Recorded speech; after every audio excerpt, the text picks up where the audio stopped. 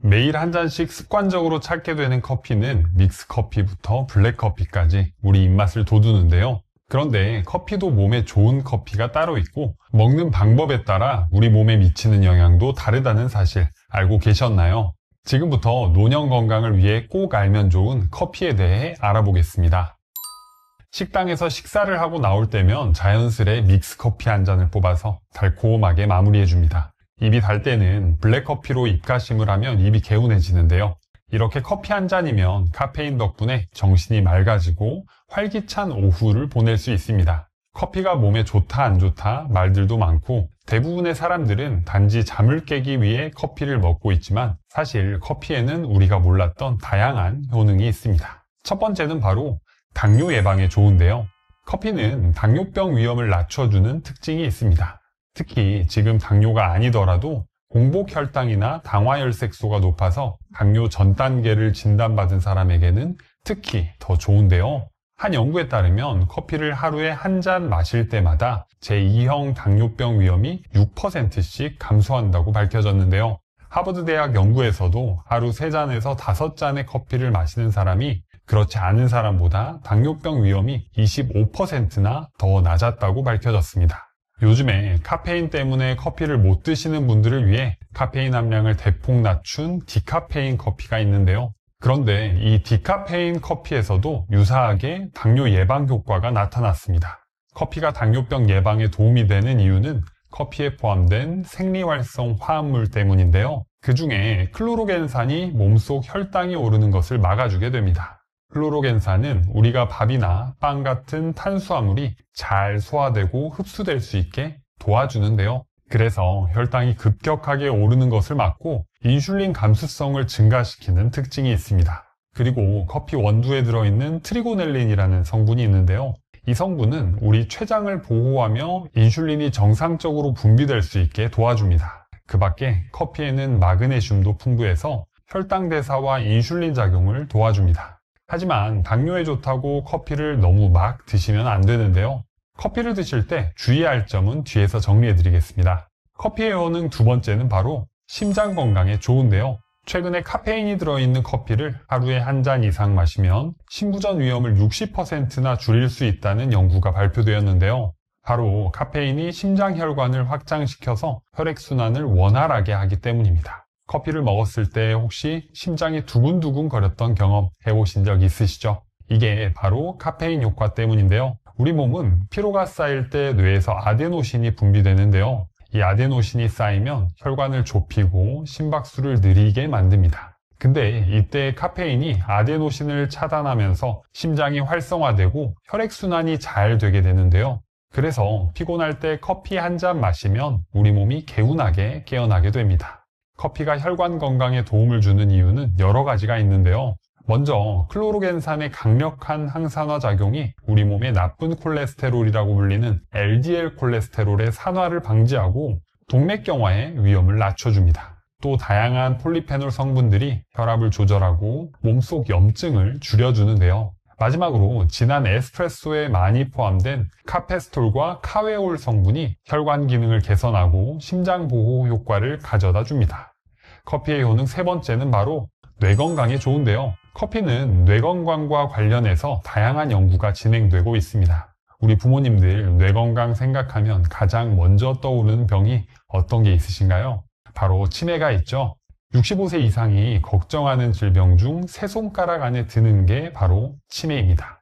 알츠하이머 저널에 발표된 연구에 따르면 65세 이상의 어르신들 중 매일 커피를 한두 잔 마신 사람들이 커피를 거의 마시지 않는 사람보다 경도인지장애 발생이 낮았다고 발표했는데요. 경도인지장애는 아직 치매는 아니지만 인지 능력이 떨어진 상태를 말하는데요. 사실 커피가 치매 예방에 확실한 효과가 있는지에 대해서는 다양한 연구와 찬반 의견이 나뉩니다. 그렇지만 이렇게 발표된 연구를 봤을 때는 커피 한두 잔이 우리 정신을 깨워준다고 좋게 생각할 만도 한데요. 이 밖에도 커피는 파킨슨병 예방에도 좋은 영향을 미친다는 연구도 있는데요. 파킨슨병은 뇌의 일부분이 퇴행하면서 운동 기능이 떨어지다가 결국에는 몸이 굳어지게 되는 병입니다. 연구에 따르면 파킨슨병의 주요 원인인 도파민 신경세포 파괴를 카페인이 막아준다는 건데요. 마지막으로 커피를 하루 3잔 이하로 마시는 사람은 뇌졸중 위험이 낮았다는 연구도 발표되었습니다. 이런 결과들을 보면 가볍게 한 잔, 2잔 마시는 커피가 사실 우리 몸속 혈육에서는 물론 다양한 항산화 효과를 통해 우리 몸을 건강하게 해주고 있었습니다. 여기까지만 들으면 커피를 당장이라도 한 잔 챙겨 드셔야 할 것 같으시죠? 그런데 커피를 피해야 하시는 분들이 있습니다. 바로 골다공증이 있으신 분들입니다. 나이가 들수록 뼈의 밀도가 줄어들기 때문에 골다공증과 골절을 조심해야 하는데요. 그런데 골다공증이 있으신 분들은 커피 섭취에 주의하셔야 합니다. 골다공증은 칼슘과 비타민 D, 비타민 K의 섭취가 중요한데요. 그런데 커피 속 카페인이 이 성분들의 흡수를 방해합니다. 연구에 따르면 카페인을 섭취한 그룹에서 칼슘 흡수율이 6에서 8% 감소하는 것으로 나타났는데요. 단순히 흡수율을 낮추는 것뿐만 아니라 신장에서 칼슘 배출을 증가시키기도 합니다. 스웨덴 연구에 따르면 커피를 하루 4잔 이상 마시는 여성들이 골밀도가 낮아지고 골절 위험이 20%나 증가했다고 하고요. 대한골대사학회 연구에서는 50대 이상 여성에서 커피 섭취량이 많을수록 골다공증 발생 위험도 증가한다고 보고되었습니다. 앞서 커피가 효능이 가득하다고 말씀드렸는데 골다공증 이야기를 하시니 덜컥 겁이 나시죠? 식품의약품안전처에 따르면 하루 330mg 이상의 카페인 섭취 시 골다공증을 유발한다고 하는데요. 정리하면 골다공증이 있으신 분들은 되도록 카페인이 포함된 커피를 드시지 않는 게 좋고, 골다공증 위험에 취약한 갱년기 이후의 부모님들께서는 하루 2잔 정도까지만 드시는 게 좋습니다. 혹시 커피가 발암물질이라는 이야기 들어보셨나요? 결론부터 말씀드리면 이것은 사실이 아닙니다. 커피는 생원두를 볶는 과정이 꼭 필요한데요. 이때 아크릴아마이드라는 물질이 생깁니다. 이 물질은 탄수화물 함량이 높은 음식을 고온으로 가열할 때 생기게 되는데요. 따로 제거하는 방법이 없기 때문에 커피를 마시면 이 발암물질을 그대로 먹게 된다고 이야기합니다. 틀린 말은 아니지만 엄밀히 말하면 크게 걱정하지 않으셔도 되는데요. 아크릴아마이드가 암 위험을 높인다는 이야기를 할 때 대표적으로 탄수화물이 많은 감자튀김을 예로 드는데요. 아크릴아마이드가 우리 몸에서 암을 발병할 만큼 먹기 위해서는 감자튀김을 매일 75kg을 무려 2년간 먹어야만 건강을 위협할 정도의 양이 됩니다. 현실적으로는 불가능한 수준인 거죠. 한 연구에서는 말기 대장암 환자 1000여 명을 대상으로 하루에 한 잔씩 커피를 마신 사람과 안 마신 사람을 비교했는데요. 커피를 마신 그룹의 생존율이 11% 더 높아졌다고도 밝혀졌습니다. 세계보건기구에서도 무려 25년 만에 커피를 발암 가능 물질에서 제외시켰는데요. 그러니까 이제는 커피가 암을 유발한다고 단정지어 말하기는 힘들겠죠. 혹시 이럼에도 불구하고 커피 드시는 게 꺼려진다면 블랙커피 기준으로 산미가 있는 커피를 찾아 드시는 것도 좋은 방법인데요. 원두를 볶을 때 강하게 볶는 경우에는 쓴맛이 많이 나고 약하게 볶는 경우에는 신맛이 납니다. 그렇기 때문에 발암물질 걱정을 조금이라도 덜고 싶다면 약하게 볶아서 상대적으로 아크릴아마이드가 적을 수 있는 산미가 있는 커피를 드셔보세요. 그런데 아크릴아마이드와 관련 없이 커피가 실제로 발암물질이 되는 경우가 있습니다. 바로 65도 이상의 뜨거운 커피로 먹을 때인데요. 사실 커피든 차든 65도 이상의 뜨거운 음료는 모두 해당됩니다. 세계보건기구에서는 65도 이상의 뜨거운 음료를 발암물질로 지정했습니다. 연구에 따르면 뜨거운 커피를 반복해서 마시면 식도암 위험이 높아질 수 있다고 밝혀졌는데요. 뜨거운 커피를 자주 마신 사람의 식도암 발생 위험이 5.5배나 더 높았습니다. 식도는 위장과 달리 보호막이 없는데요. 그래서 뜨거운 음식이나 음료를 먹는 것 같은 외부 자극이 생기면 쉽게 손상됩니다. 따라서 습관적으로 뜨거운 커피를 드시는 것은 피하고 커피를 드실 땐 한 김 식혀서 드시는 게 건강에 좋습니다.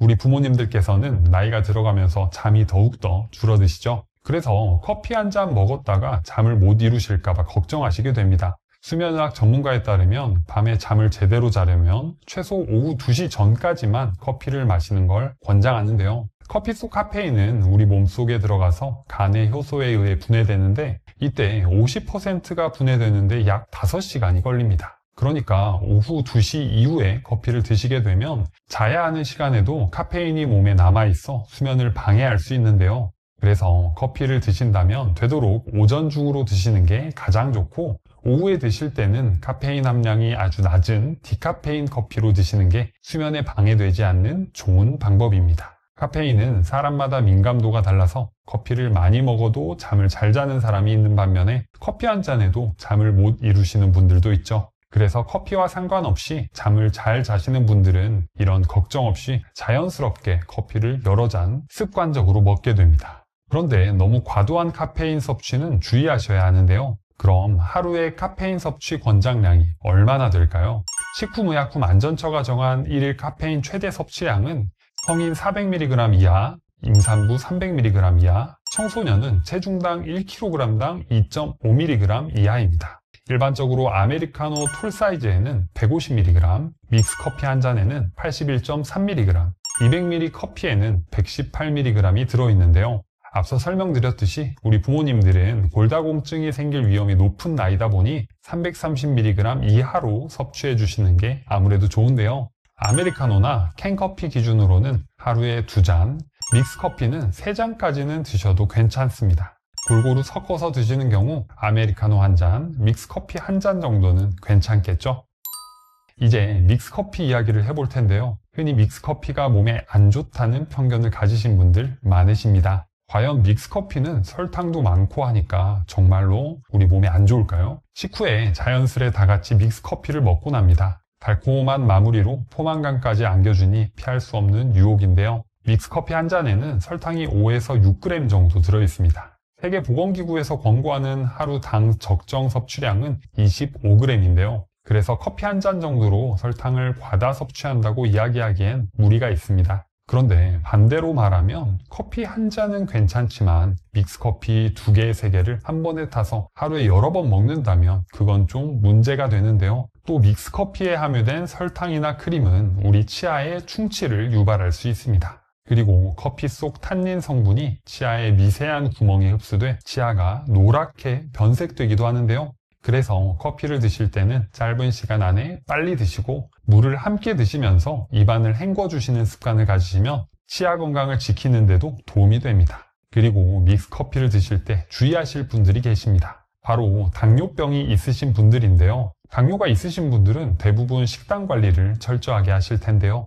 당뇨가 있다고 믹스커피를 절대로 먹지 말아야 하는 건 아닙니다. 믹스커피 한 잔은 50kcal 정도로 과일 1교환 단위와 같다고 생각하시면 되는데요. 당뇨병 환자들은 이 교환 단위에 익숙하실 텐데요.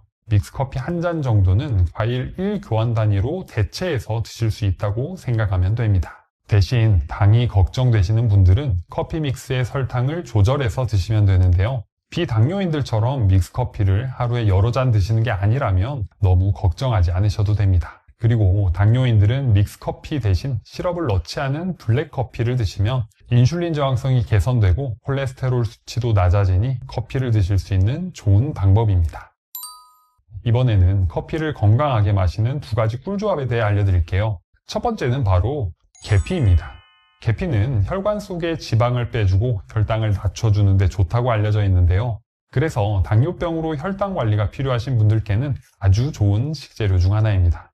드실 때는 커피 한 잔에 계피가루 반 티스푼을 타서 드시면 되는데요. 계피향이 커피와도 잘 어울려서 향긋하게 먹기 좋습니다. 커피와 계피가루 조합은 꼭 당뇨가 있는 분들만 드시는 게 아니고요. 누구나 드셔도 건강에 도움이 되는 조합입니다. 그리고 종이 필터에 걸은 핸드드립 커피에 계피가루를 함께하면 효능이 더 높아지는데요. 커피를 종이 필터로 거르게 되면 커피의 지방 성분이 95%까지 걸러지게 됩니다. 그래서 커피 속에 좋은 성분으로 소개드렸던 클로로겐산만 남게 되니 효과를 더 볼 수 있습니다. 두 번째는 바로 생강가루입니다. 생강은 한의학에서 위장을 따숩게 하고 위장 운동을 활발하게 하여 소화를 돕는다고 알려져 있는데요. 그래서 평상시에 소화가 잘 안 되시는 분들께서는 커피에 생강가루나 생강청 1스푼을 넣어 따뜻하게 마시면 좋습니다. 단순히 소화를 위해서 먹기보다는 이 조합으로 드시면 생강의 산뜻한 향과 커피가 잘 어우러져 맛도 더 좋아지니까요. 한번 드셔보시면 좋습니다. 이어서 커피와 꿀조합으로 소개해드린 계피와 생강에 대해서 더 자세하게 알려드릴게요. 예전 어르신들이 계피 먹으면 혈이 잘 돈다라고 하는 이야기 들어보신 적 있으신가요? 세계 3대 향신료 중 하나인 계피는 혈관 속 지방을 빼주고 혈당을 낮춰주는데 좋은데요. 하지만 드실 때 꼭 주의하셔야 하는 점이 있습니다. 지금부터 계피의 효능과 함께 먹으면 좋은 꿀조합, 그리고 조심하셔야 하는 꽝조합에 대해 알려드리겠습니다. 우리 부모님들 나이가 들어가면서 여러 질환들이 불쑥불쑥 찾아오는데요. 그중 빼놓을 수 없는 게 바로 당뇨병입니다. 몸에서 인슐린 분비량이 부족해지거나 정상적인 기능을 하지 않게 되며 혈당이 높은 상태로 유지되는 게 당뇨의 특징인데요. 그래서 중장년층들은 혈당 관리가 정말 필수적입니다. 계피의 효능 첫 번째는 바로 혈당 관리에 좋은데요. 한 연구에 따르면 제2형 당뇨 환자를 대상으로 계피 추출물을 일정 기간 섭취하고 공복 혈당과 당화혈색소를 관찰한 결과 수치가 감소하는 경향을 보였습니다. 여기서 공복 혈당이란 8시간 이상 공복 상태에서 측정한 혈액속 포도당 농도인데요. 쉽게 말하면 우리가 먹은 게 하나도 없는데 혈액 속의 당 수치가 높게 유지된다는 뜻입니다. 혈당이 계속 높게 유지되면 건강에 안 좋다는 사실은 많이 알고 계시죠? 또 이 계피를 가지고 동물 연구를 진행해 봤는데요. 그 결과 계피의 활성 성분과 폴리페놀이 인슐린 민감성을 개선해 줬습니다. 다시 말하면 인슐린은 혈당을 낮춰주는 역할을 하는데 이 인슐린이 우리 몸에 더 잘 작용하게끔 해준다는 건데요. 그래서 혈당 관리를 꾸준히 해야 하는 우리 부모님들에게 계피는 안성맞춤입니다. 계피의 효능 두 번째는 항염증 및 항산화 작용인데요. 요즘 아침에 일어날 때 허리가 뻐근하고 무릎이나 어깨처럼 관절 여기저기 쑤시지 않으신가요? 또 쉽게 피로해지고 예전보다 기운이 떨어지는 기분도 쉽게 느껴지는데요. 이런 현상들은 우리 몸 안에 염증과 산화 스트레스가 큰 영향을 줍니다. 계피에는 시나믹 알데히드라는 성분과 몸에 좋은 다양한 물질들이 들어있는데요. 이 성분들이 우리 몸속에서 염증을 일으키는 나쁜 신호를 막아주고 또 세포를 상하게 만드는 활성산소를 줄이는 데 도움을 줍니다. 쉽게 말하면 계피가 우리 몸속 구석구석 생기는 자잘한 염증들을 진정시켜주는 셈인데요. 이렇게 계피가 단순 향신료가 아니라 우리 몸 염증을 줄여주는 이로운 식품임을 보여줍니다. 계피의 효능 세 번째는 혈액 속 지방을 줄여줍니다. 우리 부모님들 나이가 더 들어가면서 콜레스테롤 수치나 중성지방 같은 것들이 신경 쓰이기 마련이실 텐데요. 건강검진을 받고 오면 이런 수치들이 유독 눈길이 갑니다. 계피에는 우리 몸이 더 건강하게 일할 수 있게 도와주는 성분들이 들어있는데요. 한 연구에 따르면 계피의 이런 성분들이 혈당 관리뿐만 아니라 중성지방, LDL 콜레스테롤 등 우리 몸에서 지방에 관련된 대사 과정에 도움이 된다고 이야기합니다. 이렇게 천연 보약이라고 할 만큼 계피는 우리 몸에 좋은 효능이 가득하지만 드실 때 꼭 주의하셔야 하는 것과 함께 드시면 좋은 조합들이 있습니다. 지금부터 차근차근 알려드릴게요.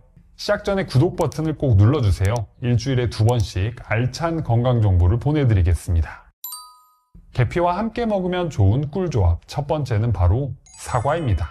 사과와 계피는 오래전부터 전 세계 사람들이 즐겨 찾는 익숙하고 친숙한 조합인데요. 사과 하루 한 알이면 의사를 멀리할 수 있다고 할 만큼 사과는 몸에 좋은 과일입니다.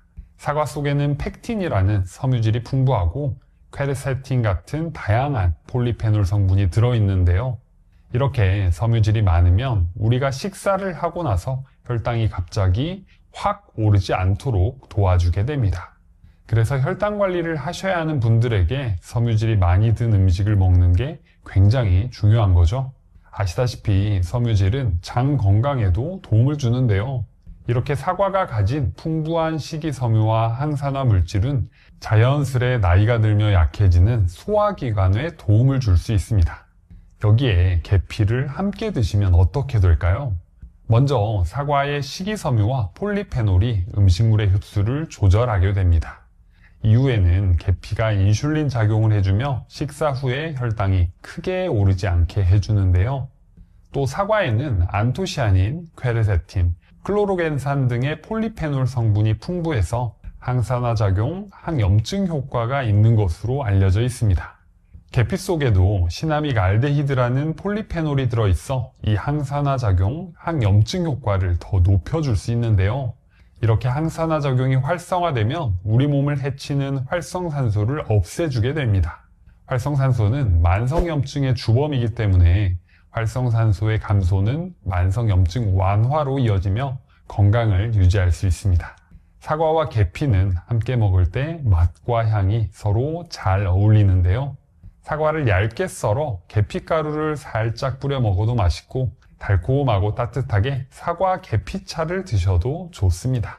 사과 계피차 레시피는 더보기와 고정 댓글에서 확인해 보세요.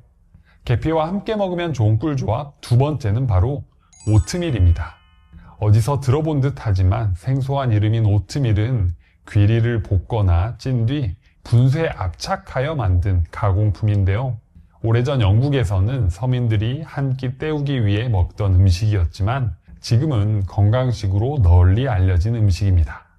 이 오트밀은 베타글루칸이라고 하는 수용성 식이섬유가 아주 풍부한데요. 베타글루칸은 식후에 포도당이 우리 몸에 흡수되는 것을 늦춰줍니다. 그래서 혈당 상승 곡선을 완만하게 만들어주는데요. 그래서 단순 탄수화물을 섭취했을 때보다 혈당을 낮추기 위한 인슐린 분비가 줄어들기 때문에 췌장의 부담을 줄일 수가 있습니다. 아까 말씀드린 것처럼 계피에도 공복혈당과 당화혈색소를 낮춰주는 효능이 있는데요. 그래서 오트밀과 계피를 함께 먹어주면 둘의 시너지 효과로 인하여 인슐린 민감성을 개선시켜주며 혈당이 크게 오르는 것을 막아줄 수 있습니다. 특히 오트밀에는 아베난스라마이드라는 물질이 포함되어 있는데요. 농촌진흥청과 전남대 의대 연구팀에 따르면 이 아베난스라마이드가 알츠하이머 치매 예방과 치료에 효과적인 것으로 확인했습니다. 아베난스라마이드라는 물질은 현재까지 곡물 중에서는 귀리에만 있는 물질로 알려져 있는데요. 전 세계 치매 환자의 약 70%는 알츠하이머성 치매로 추산되며 우리나라 국민들이 노후에 가장 걱정되는 병을 치매로 꼽았습니다. 오트밀과 계피 조합으로 챙겨 드시면 치매 예방은 물론이고 항산화 효과, 항염증 효과가 있어 장기적으로 봤을 때 건강을 챙길 수 있는 꿀 조합이니 잘 기억하시고 챙겨 드시면 좋습니다. 오트밀과 계피를 활용한 음식으로 밥솥으로 만드는 오트밀 사과 계피빵이 있는데요. 이 레시피도 더보기와 고정 댓글에 올려주겠습니다. 계피와 함께 먹으면 좋은 꿀조합 세 번째는 바로 생강입니다. 생강과 계피 하면 떠오르는 음식은 대표적으로 수정과가 있는데요. 잣을 띄워 시원하고 달콤하게 후식으로 먹으면 속이 싹 내려가는 기분이 듭니다. 생강은 예로부터 속을 따뜻하게 해주고 소화를 돕는 식재료로 쓰여왔는데요. 배가 부룩하거나 속이 메스꺼울 때 생강차를 마셨던 경험 있으신가요? 한 연구에 따르면 생강은 소화를 돕고 속이 메스꺼울 때 그 증상을 완화해주며 소화불량 개선에 도움이 된다고 하는데요. 또 생강에는 진저롤과 쇼가올이라는 생리활성 물질이 많습니다. 이 성분들은 우리 몸에 염증이 생기는 걸 막기 위해 염증 매개 물질을 억제시켜주고 또 항산화 작용을 통해 활성산소를 줄여주는 역할을 하는데요. 그래서 일부 연구에서는 생강을 먹어주면 관절염 통증을 감소시키고 소화 개선에 도움을 줄 수 있다고 밝혀졌습니다. 계피와 함께 먹으면 좋은 꿀조합 네 번째는 바로 꿀입니다. 예전에는 몸이 아프거나 기운이 없을 때 꿀물을 타서 보약처럼 먹기도 했는데요. 그만큼 꿀은 다양한 곳에 활용되며 건강 보조제처럼 챙겨 먹는 음식이었습니다. 이렇게 아플 때 꿀물을 먹는 데는 꿀의 항균성 때문인데요. 꿀은 박테리아, 곰팡이, 바이러스 등을 물리친다고 알려져 있습니다. 또 항산화 성분이 풍부해서 만성염증을 줄여주기도 하는데요. 한 연구에 따르면 목이 아플 때 꿀을 먹으면 기침과 인후통 증상을 완화시켜준다고 밝혔습니다. 그리고 꿀은 우리 장 속에 유익한 박테리아가 클 수 있게 도와주는데요. 그래서 소화에 도움을 주기 때문에 꿀물을 소화제처럼 생각하고 한 잔씩 드셔도 좋습니다. 이런 꿀을 계피와 함께 먹으면 어떻게 좋을까요? 우선 면역력을 높이는 데 좋습니다. 앞서 꿀이 목 건강에 도움이 된다고 알려드렸는데요. 이것은 꿀의 항균 성분인 글루코스 옥시다제 때문인데요. 이 효소가 꿀에 작용을 하게 되면 꿀을 산성 환경으로 만들게 됩니다. 그러면 세균과 같은 병원균들은 이 산성 환경에서는 살아있기가 힘든데요. 여기에 계피의 활성 성분인 시나믹 알데히드 성분이 병원균의 세포를 직접적으로 파괴시키며 항균 작용을 강화하게 해줍니다. 그렇기 때문에 꿀물에 계피가루를 뿌려서 드시면 맛도 좋아짐과 동시에 겨울철 면역력 유지를 위해 아주 좋은 조합이 됩니다. 계피가루와 꿀을 이용해서 계피꿀을 만들어 드셔보면 좋은데요. 소독된 유리병에 계피가루와 꿀을 1:2 비율로 넣고 잘 섞어준 후 드시면 됩니다. 빵에 발라 드셔도 좋고 꿀물을 타서 드셔도 좋습니다. 다음으로 조심하셔야 하는 꽝조합 첫 번째는 바로 과다 복용입니다. 계피가 좋다는 이야기를 듣고 더욱더 자주 챙겨 드시게 될 텐데요. 하지만 이렇게 좋은 계피도 너무 많이 먹거나 주의해야 할 점을 간과한다면 오히려 몸에 부담이 될 수 있습니다. 먼저 계피를 너무 많이 드셨다가는 간에 무리를 줄 수 있는데요. 계피에는 쿠마린이라는 성분이 들어있습니다. 이 성분은 우리 몸에 들어가면 간에서 다른 물질로 바뀌게 됩니다. 그런데 일부 사람들은 간 효소가 쿠마린을 잘 분해하지 못해서 간 독성이 발생하여 간이 상할 수 있습니다. 제일 중요한 건 많은 양을 장기간 먹게 되면 간세포가 손상되어 간 기능 장애까지 생긴다는 연구 결과까지 발표되었는데요. 계피는 카시아 계피와 실롱 계피 두 가지 종류로 나뉩니다. 카시아 계피는 쿠마린이 상대적으로 많이 들어있는데요. 반대로 실롱 계피는 카시아 계피보다 쿠마린 함량이 훨씬 낮습니다. 그래서 굳이 위험성을 따지자면 같은 양을 먹었을 때 카시아 계피보다는 실롱 계피를 드시는 게 더 좋습니다.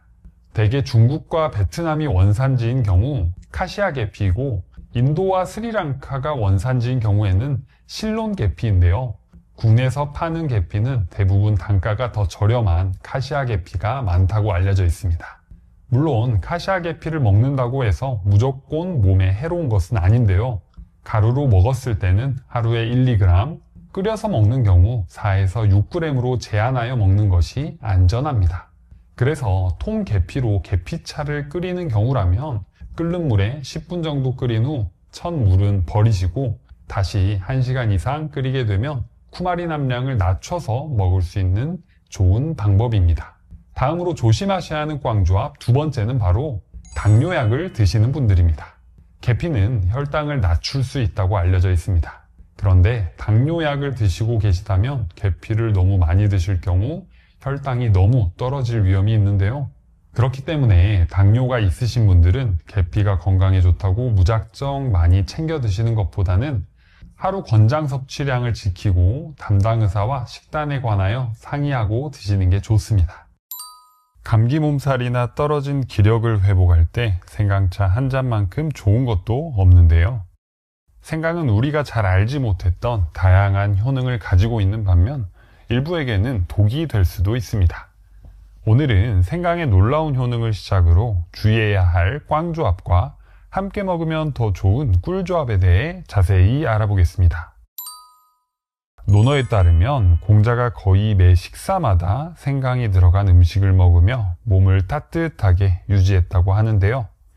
이렇게 생강은 아주 오래전부터 감기가 있거나 소화를 도와주면서 우리 건강을 챙겨주는 식재료 중 하나였습니다. 생강 속에는 생리활성 성분인 진저롤과 쇼가올이 있는데요. 먼저 진저롤은 신선한 생강에서 가장 많이 발견되는 성분으로 생강 특유의 매운맛을 내는 성분입니다. 특히 진저롤은 항염 효과와 항산화 효과에 탁월한데요. 그래서 관절염이나 염증성 질환을 완화해주고 산화 스트레스를 줄이기 때문에 우리 부모님들의 노화 방지를 막아주고 만성질환 예방에 좋습니다. 그리고 쇼가올 성분은 생강을 가열하거나 건조할 때 진저올이 쇼가올로 바뀌면서 몸에 더 좋은 효과를 보여주는데요. 항염증 효과는 최소 2배에서 최대 10배까지 차이가 나고 항산화 효과도 최소 2배 더 효과가 좋다고 알려져 있습니다. 그렇기 때문에 생강을 생으로 먹는 것보다는 말리거나 끓여서 먹는 게 훨씬 더 건강을 챙길 수 있는 방법이겠죠. 그렇다면 생강은 구체적으로 우리 몸에 어떻게 좋을까요? 첫 번째로 당뇨 예방에 좋습니다. 이란 테헤란 의대 연구에 따르면 생강이 당뇨 환자의 혈당 조절과 합병증 예방에 효과적인 보조요법이 될 수 있다고 밝혔는데요. 진저롤은 인슐린 민감성을 향상시키고 인슐린 분비를 촉진해 혈당 수치를 낮추게 됩니다. 쉽게 말해서 혈당을 낮추는 호르몬인 인슐린의 양을 많이 늘려주기도 하고 그 인슐린이 우리 몸에서 일을 잘할 수 있게 도와주는 역할을 한다는 뜻인데요. 이렇게 인슐린 저항성이 개선되면서 제2형 당뇨를 예방하고 관리하는데 아주 좋은 식재료 중 하나입니다. 두 번째로 혈관 건강에 좋습니다. 콜레스테롤 환자를 대상으로 한 연구에 따르면 하루 3g의 생강을 먹게 되면 나쁜 콜레스테롤이라고 불리는 LDL 콜레스테롤을 감소시키는 데 좋다고 하는데요. 이것은 진저롤 성분이 우리 몸속 혈관 내벽을 보호하고 콜레스테롤 수치를 낮춰서 심혈관 질환을 예방해 줍니다. 또 생강을 먹었을 때 우리 몸의 전체적인 신진대사를 촉진해줘서 혈관 속에 지방이 쌓이는 것을 막아주기도 하는데요. 이렇게 신진대사가 촉진돼서 생강을 먹었을 때 몸에 열이 오르는 느낌이 납니다. 세 번째로 고혈압 예방에 좋습니다. 생강은 몸속의 혈관을 확장시켜서 혈액순환에 도움을 주는데요. 특히 진저롤과 쇼가올이 콜레스테롤 배출을 도와주고 혈전 생성을 막아주기 때문에 심혈관계 질환이 있으신 분들에게는 챙겨 먹으면 좋은 음식입니다. 또 생강에는 칼륨이 풍부한데요. 이 칼륨은 우리 몸속의 나트륨을 몸 밖으로 배출시켜줘서 혈압을 낮추는 데도 도움이 됩니다. 다만 신장이 안 좋으신 분들은 생강 섭취에 주의하셔야 하는데요. 신장 질환이 있으신 경우 칼륨을 몸 밖으로 배출하지 못하여 고칼륨 혈증이 생길 수 있어 오히려 몸에 독이 될 수 있습니다. 네 번째로 항암 효과가 뛰어납니다. 미국 미네소타 대학의 연구에 따르면 진저롤이 대장암 세포가 늘어나는 것을 효과적으로 억제한다고 확인하였는데요. 진저롤과 쇼가올은 항산화작용과 항염작용이 뛰어나다고 말씀드렸잖아요. 우리 몸에서는 활성산소라는 친구들이 몸 구석구석 세포들을 손상시킵니다. 그런데 생강이 이 활성산소를 제거하면서 몸을 보호하고 암이 생기는 것을 막아주는데요. 그렇기 때문에 생강뿐만 아니라 항산화 효과가 좋은 음식들을 잘 섭취해주는 게 좋습니다. 다섯 번째로 소화를 잘 되게 해줍니다. 일상에서 음식에 생강을 곁들이는 경우가 아주 많은데요. 장어구이를 먹을 때 곁들이는 생강채, 생선회와 함께 곁들이는 편생강, 이게 바로 소화를 촉진하기 위한 음식의 조합이기도 한데요. 생강 속 진저롤과 쇼가올은 우리 몸의 위를 자극해서 소화액이 잘 나오게 해주는데요. 소화액이 많아지면 자연스레 위장 운동이 많아지게 되고 음식물들의 소화가 원활해집니다. 이렇게 소화가 잘 되면 더불어 식욕까지 함께 증가해서 음식을 더 맛있게 먹을 수도 있습니다. 음식을 먹고 소화가 잘 안 돼서 속이 더부룩할 때 매실차를 찾는 경우가 많지만 생강차도 속을 내려주는데 좋기 때문에 매실차 대신 드셔보시는 것도 좋습니다. 이렇게 효능이 가득한 생강도 드시면 오히려 독이 되는 분들이 있는데요. 지금부터 생강과의 꽝 조합과 함께 먹으면 좋은 꿀 조합에 대해 알려드리겠습니다. 시작 전에 구독 버튼을 꼭 눌러주세요. 일주일에 2번씩 알찬 건강 정보를 보내드리겠습니다. 생강을 조심하셔야 하는 꽝 조합. 첫 번째는 바로 당뇨약을 드시는 분들입니다. 당뇨는 우리 췌장에서 인슐린 분비가 안 되거나 인슐린 저항성이 높아져서 고혈당 상태가 유지되는 질환 중 하나인데요. 그래서 당뇨 치료제로 인슐린을 직접 투여하거나 인슐린 분비를 촉진하는 약을 먹게 됩니다. 생강은 췌장의 베타세포를 자극하여 인슐린 분비를 촉진하게 되는데요. 또 인슐린 감수성을 높이기 때문에 이러한 자극은 우리 몸의 인슐린이 효과적으로 작용하게 도와주는 역할을 합니다. 그런데 당뇨약과 함께 드시게 되면 이 효과가 이중으로 작용하기 때문에 오히려 혈당이 지나치게 낮아질 위험이 있다고 알려져 있는데요. 저혈당이 오게 되면 어지러움증과 함께 눈앞이 흐려지고 식은땀, 불안, 피로 증세가 찾아올 수 있습니다. 다양한 음식에 생강가루가 들어가서 걱정하시는 분들이 있으실 수 있는데요. 음식에 들어가는 소량의 생강은 크게 걱정하지 않으셔도 되지만 생강차, 생강청을 주기적으로 자주 챙겨 드시는 분들은 주의하시는 게 좋습니다. 생강을 조심하셔야 하는 꽝조합 두 번째는 바로 혈당 관리를 하셔야 하는 분들입니다. 생강을 가장 쉽게 접할 수 있는 음식 중 하나가 바로 생강차인데요. 생강청을 만들 때 설탕이 주 재료 중 하나이기 때문에 당 함량이 높아지게 됩니다. 설탕을 적게 넣자니 생강의 매운맛을 잡기 위해서는 어느 정도 설탕이 필요하기 때문에 설탕을 적게 넣은 생강청을 만들기엔 힘든데요. 이 생강청의 설탕 때문에 당뇨병을 앓고 있으신 분들에게는 생강차를 드실 때 조심하셔야 합니다. 바로 직전에 생강이 췌장의 베타세포를 자극하여 인슐린 분비를 촉진한다고 말씀드렸지만 설탕으로 혈당이 빠르게 오르기 때문에 몸에 부담이 될 수 있습니다. 이럴 때는 생강청을 담으실 때 설탕 대신 스테비아를 활용하시는 것도 방법인데요. 스테비아는 요즘 설탕을 대체하는 천연 감미료 중 하나로 설탕의 30에서 150배의 단맛을 가지고 있으나 0칼로리라 요즘 많이 각광받는 재료 중 하나입니다.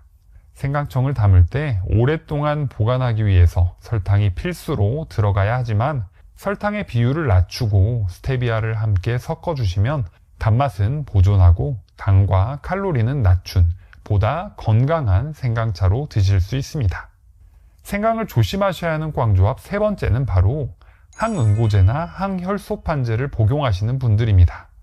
위의 두 약들은 혈액이 응고되는 것을 방지하거나 지연시키기 위해 사용되는 약들인데요. 주로 심근경색이나 협심증, 뇌졸중을 겪으시는 분들이 많이 드시는 약들입니다. 이런 분들은 생강을 드실 때 조심하셔야 하는데요. 생강 속의 핵심 성분인 진저롤은 혈소판의 응집을 억제해서 혈액이 잘 응고되지 않도록 합니다. 이러한 작용은 위의 약들과 시너지 효과를 발휘하여 코피를 흘리거나 멍이 잘 들고 뇌출혈 등의 부작용이 생겨서 오히려 출혈 위험을 높일 수 있는데요. 그래서 항응고제나 항혈소판제를 드시는 분들이라면 생강차 등의 섭취를 자제하시는 게 좋습니다. 생강을 조심하셔야 하는 꽝조합 네 번째는 바로 위장질환이 있으신 분들입니다. 생강은 위산의 분비를 촉진시키는데요. 이 위산이 많이 분비되면 위 점막을 자극해서 위염이나 위궤양을 악화시킬 수 있습니다. 생강이 위장의 혈액순환을 원활하게 만들어 소화를 돕는다고 알려져 있는데요. 하지만 위 상태가 좋지 않으신 분들께는 위액이 너무 많이 분비돼서 오히려 속이 불편해질 수 있습니다. 그래서 위장병으로 고생 중이신 분들은 완치될 때까지는 생강차나 생강 섭취를 자제하시는 게 좋습니다. 다음으로 생강과 함께 먹으면 좋은 꿀조합 첫 번째는 바로 레몬입니다. 생강과 레몬은 서양에서도 즐겨 찾는 조합이며 해독 주스와 감기 예방으로 유명한데요. 생강의 알싸한 매운맛을 레몬의 상큼한 맛이 중화시키면서 함께 먹었을 때 아주 어울립니다. 레몬에는 비타민C가 아주 풍부한데요. 이 비타민C는 면역력을 높여주며 생강의 항산화 효과를 더욱더 높여주게 됩니다. 생강은 소화액 분비를 촉진해준다고 말씀드렸는데요. 레몬은 간에서 해독작용을 촉진시켜서 이 두 조합이 만나면 몸속 전체적인 신진대사가 촉진되어 우리 몸의 노폐물 배출을 원활하게 해줍니다. 노폐물을 배출해주기 때문에 체중을 빼고 싶으신 분들은 아침 공복에 생강 레몬차를 드시는 것도 좋은데요. 생강청을 따뜻한 물에 풀고 그 위에 레몬 한 개를 짜서 드시면 됩니다. 생강은 하루에 2에서 4g 정도 드시면 되고 레몬이 없으시면 100% 레몬 주스를 활용하셔도 됩니다. 이렇게 따뜻하게 마시면 레몬과 생강이 체온을 올려주면서 지방 연소를 촉진하는데요. 또 몸의 염증을 줄이고 식욕까지 억제해주는 효과가 있어 체중 감량에 좋습니다. 두 번째는 바로 대추입니다. 생강과 대추 하면 예로부터 전통차 조합으로 익숙한데요. 대추는 비타민C와 플라보노이드, 그리고 사포닌이 풍부하게 들어있습니다. 이 성분들은 우리 몸에서 강력한 항산화 작용과 항염 효과를 나타내서 건강을 유지하는 데 큰 도움을 주는데요. 특히 면역세포의 활성을 촉진시키면서 면역력을 높여주고 활성산소를 제거하며 산화 스트레스를 줄이는 데 좋습니다. 그리고 대추에는 아미노산과 비타민이 풍부한데요. 이 성분들이 우리 몸에서 피로회복을 줄이는 데 큰 역할을 해줍니다. 그래서 생강차에 대추를 곁들여서 먹으면 지쳤던 기력을 회복하는 데 좋은 방법이 됩니다. 세 번째는 바로 꿀입니다. 생강청을 담을 때 꿀을 활용하면 정말 좋은데요. 꿀은 설탕보다 건강한 느낌이 나서 음식을 만들 때 어디서나 활용하기 좋습니다. 단순 설탕을 대체하는 것보다는 건강을 챙기는 면역력 식품이기도 한데요. 한 연구에 따르면 꿀에는 항산화 성분이 풍부해서 활성산소에 의해 손상되기 쉬운 우리 몸을 보호하여 만성염증을 줄여주는 데 좋습니다. 또 꿀에는 장 속에서 유익한 박테리아가 클 수 있게 촉진해 주는데요. 그래서 소화가 잘 되는 것은 물론 장 건강까지 챙길 수 있습니다.